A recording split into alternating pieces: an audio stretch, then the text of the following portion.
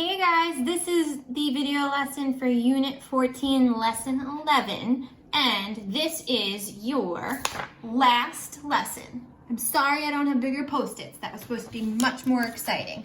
There we go. This is your last lesson, okay? You have this, and then next week you're going to have review and a test on circles, and then you have completed geometry. Awesome job, okay? So this is going to kind of pick up from lesson 10 with arc length. That variable s is involved again. This is called sectors of a circle. Okay, so why don't you go ahead and answer that do now question. A sprinkler system is set up to water the sector shown in the accompanying diagram. So think about what that could possibly mean. This piece of pie is a sector. With angle ABC, so in here is 60 degrees, and radius AB is equal to 20 feet. So it's saying this is a radius, right? What is the length of arc AC? Arc length, we learned in the last lesson, is designated by the letter S. So arc AC, this piece, what we're solving for, in order to get it, we have to use the formula from that last lesson. Central angle over 360 times our circumference, which is pi, times the diameter. From here, okay, it says that this angle is 60 degrees. That's our central angle. We know that that's a central angle because it's telling us this is a radius. And if that's a radius, this is a radius. Therefore, if it was a full circle, that would have to be a central angle. Oops, sorry. If our radius is 20, that means our diameter is 40.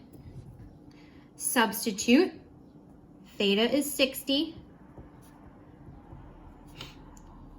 Our diameter is 40. Okay, now it doesn't tell us what to round to. Let's do nearest 10th. Okay, and write that on there so you know.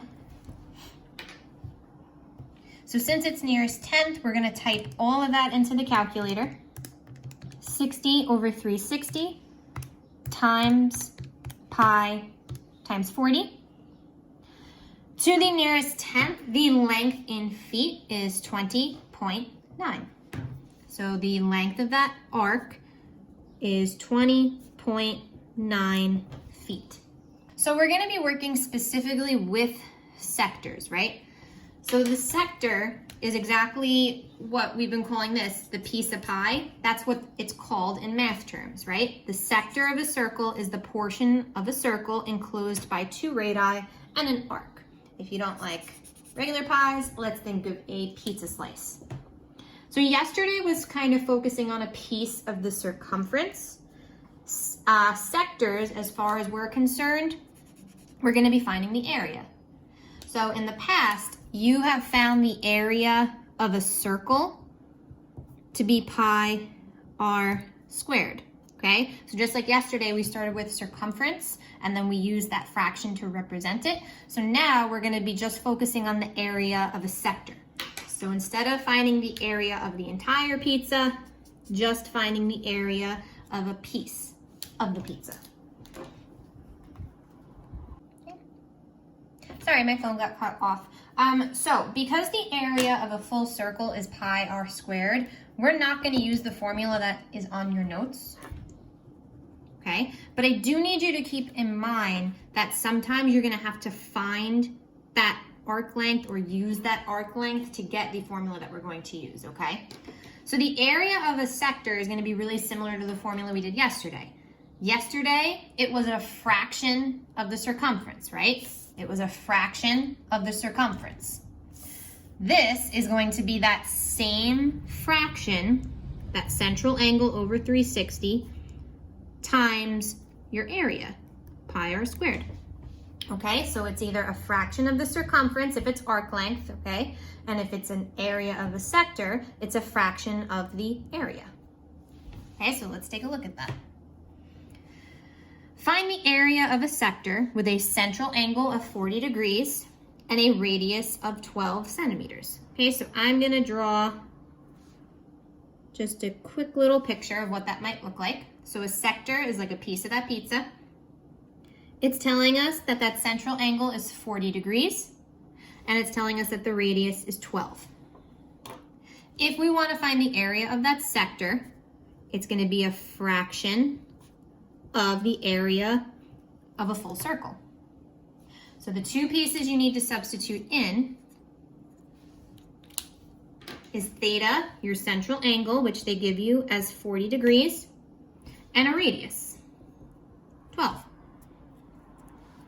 Area equals 40 over 360 times pi r squared. So we're going to substitute that 12 in there. And now we're just going to type that in and round to the nearest tenth. 40 over 360 times pi r squared to the nearest tenth is going to be 50.3. And just like regular area, you're going to have squared units. Okay, so 50.3 squared centimeters. And that's it. Number 2, a circle with a diameter of 12 and a central angle of 30 degrees is drawn below. What is the area to the nearest tenth of the sector formed by the 30-degree angle? So the sector formed, the piece of pie formed by the 30-degree angle is this piece here. That's what we want to find the area of. The area of a sector is a fraction of the area of a full circle, right? So the pieces we have to substitute in is a central angle, which they give us is 30 degrees, and a radius. This piece here, they give us as a diameter. If our diameter is 12, that means our radius that we're substituting in is 6. Area equals 30 over 360 times pi times 6 squared. Okay, then type that in. 30 over 360 times pi times 6 squared to the nearest tenth is 9.4. So 9.4 units squared. Okay, last one I'm going to do with you guys, number 3. In the diagram below of circle O, GO is 8 and the measure of angle GOJ is 60 degrees. What is the area in terms of pi of the shaded region? All right, so in this particular one, we don't want the area of the piece of pie. We want the area of the rest. Okay, so imagine you're taking that away from the pizza. That's what you're finding the area of. Okay, so it's still the same formula. It's going to be a fraction of the area of the full circle. Now, in order to do that, we need the central angle of the sector we're trying to find the area of. Get out of here, okay? The 60 degrees is not a part of this. The 60 degrees is being taken away. Now, if this central angle is 60, what would be the rest of the circle? 300 degrees. So the central angle of the shaded sector is going to be 300 degrees. The other piece we have to substitute in is a radius. Is that 8 a radius? Yes. Area equals 300 over 360 times pi times 8 squared. And now since this is in terms of pi, we're going to type everything into the calculator except pi.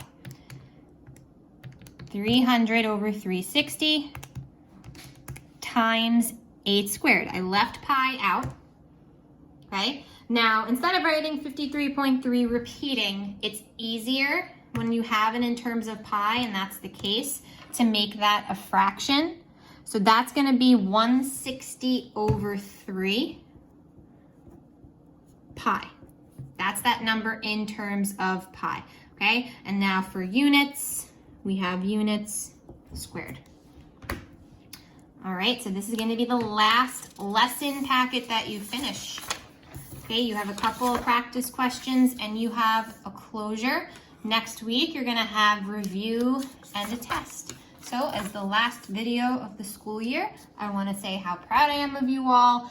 I can't imagine mentally what it was like as a student during this time, but I have to say I was always impressed by your hard work, and anything that you ever need from me as a teacher in the future, always come by my room. I'm always here for you, okay? Miss you guys, and yeah, good luck on the final pieces of your geometry class.